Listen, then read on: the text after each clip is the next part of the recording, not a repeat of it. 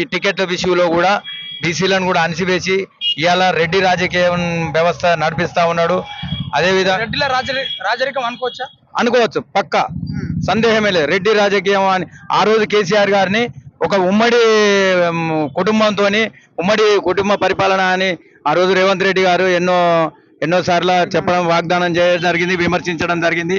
ఈ రోజున చూస్తే వాళ్ళ మినిస్టర్లు కానీ, ఒక ఎస్పీ కానీ, ఒక ఐజీ కానీ, పెద్ద పెద్ద క్యాడర్లో ఉన్న మొత్తం వాళ్ళ అనుచరులను తీసుకొని వ్యవహారం చేస్తాను. అదొక భాగం అయితే ఈ రోజున నీళ్లకు ఈ రోజుల పోయిన సంవత్సరం ఇదే మే టైంలో ఎక్కడన్నా నీళ్లకు అంగోళించిన దాఖలాలు లేవు. కేసీఆర్ గారి ప్రభుత్వం వచ్చిన తర్వాత ఇప్పటి వరకు కూడా నీళ్ళ కొరత అనేది లేకపోయింది, కరెంటు కొరత అనేది లేకపోయింది. ఈరోజు కాంగ్రెస్ ప్రభుత్వం మరి కేసీఆర్ గారు మళ్ళా గెలుస్తారన్న ఉద్దేశంతో ఒక వ్యూహం చేసి ఇవాళ కాంగ్రెస్ పార్టీని సాధించుకోవాలి,